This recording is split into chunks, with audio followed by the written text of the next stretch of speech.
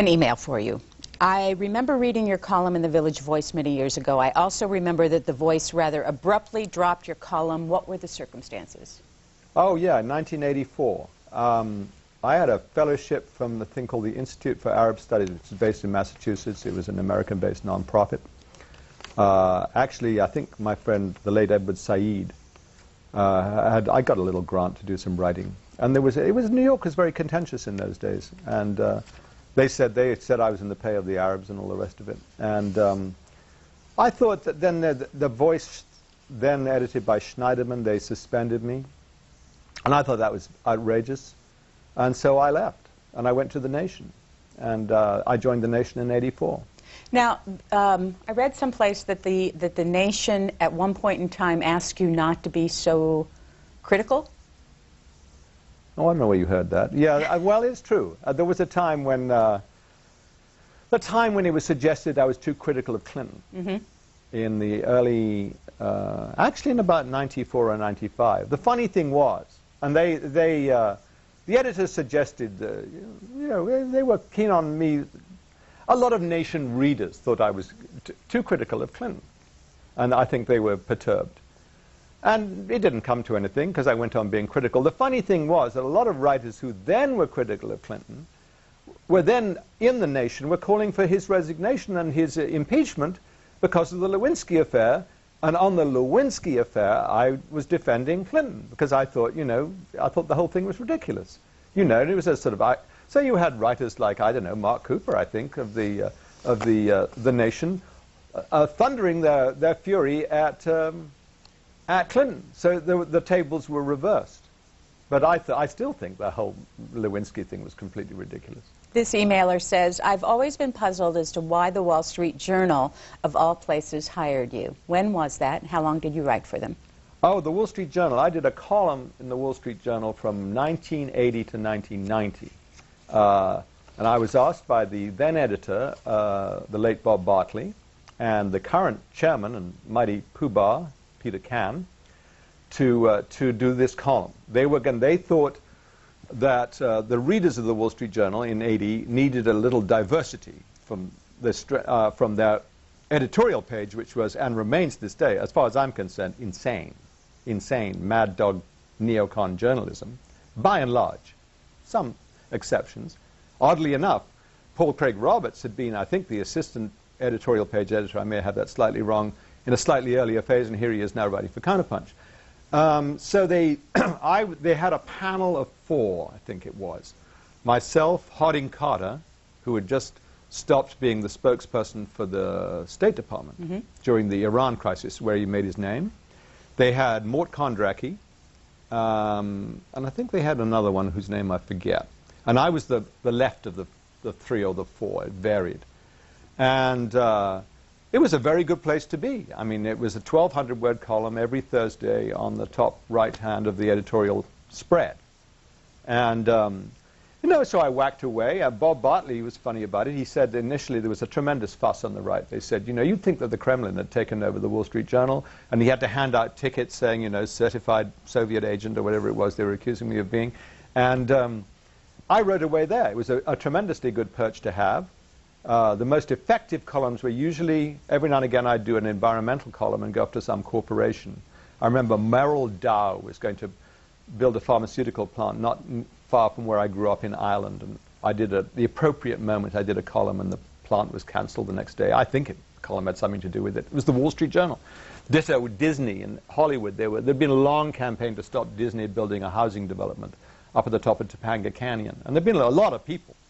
I think Susan Nisman was one who really organized against it at the ground. But at the crucial moment, no, that was in the LA Times. I was able to get a column into the LA Times. I think in environmental issues, corporations did not want to see themselves pilloried, in the Wall Street Journal. I mean, I wrote thousands of columns, I mean, not thousands, but hundreds about intervention in Nicaragua by the Reagan administration, which didn't have any effect on anything, really. But the idea was to get stuff on the agenda. Now, in 1990, Bartley said to me, now that's the end of that. We're going to have a wider diversity of opinion and have many voices on the top right-hand from the left and the middle of the road. Actually, it didn't. It ended up as Al Hunt's little parking preserve, and I think he's got it to this day, hasn't he? I can't remember now. I mean, I find the journal pretty nuts these days. I mean, even nuttier now than it used to be, which is saying quite a lot.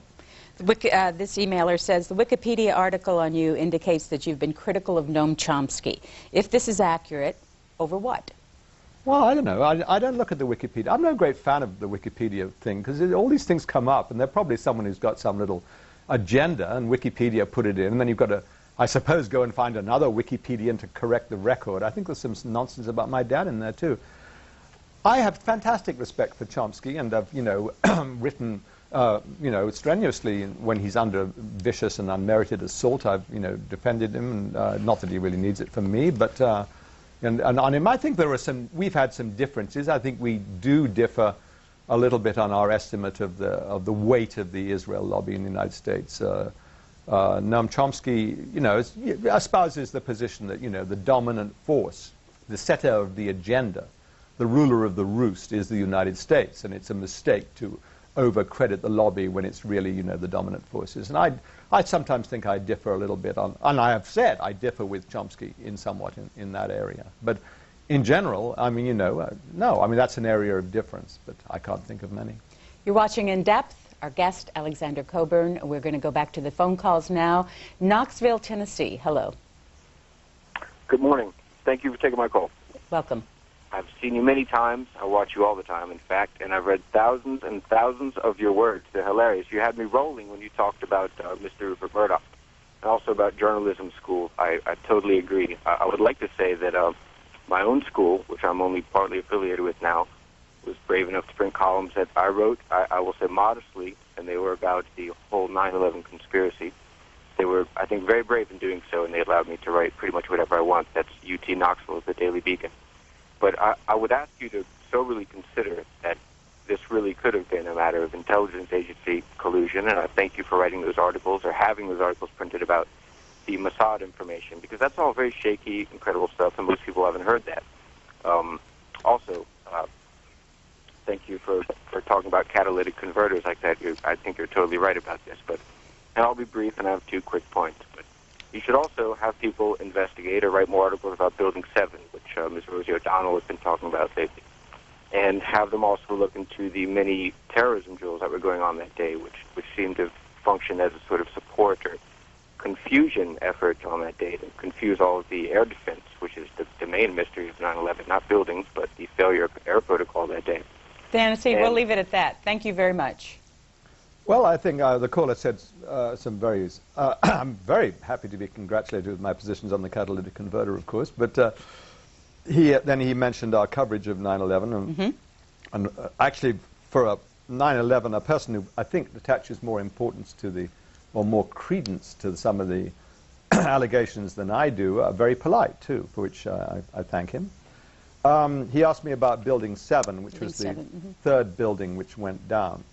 I should say to people, if they want to read what I agree with, we have on our website, on the right-hand side, if you go down, you'll see a button which you can click on, and there's all the 9/11 stuff we've done, including a lot of stuff about the science of it by Manuel Garcia, who actually works at Livermore, who's done a lot on the physics. And he did, I thought, a really good piece on Building 7, where the people who want to say it's an inside job or it might have been sabotaged say, well, why did Building 7 suddenly fall down? And Manuel really goes, I think, in support of the National Institute on Standards and Technology report and on the FEMA report in that instance, in pointing out, that there were these vast tanks of diesel fuel in Building 7, which were going to power the emergency generators. The building had been compromised, struck by debris from the first 2 buildings, so that it's a bit involved. But what happened was that when the power went off in Lower Manhattan, the emergency systems kicked in and started pumping this diesel fuel straight into a fire that had started from the debris falling. And this is, I think Manuel calculates it at, really very thousands of tons of TNT, because it fed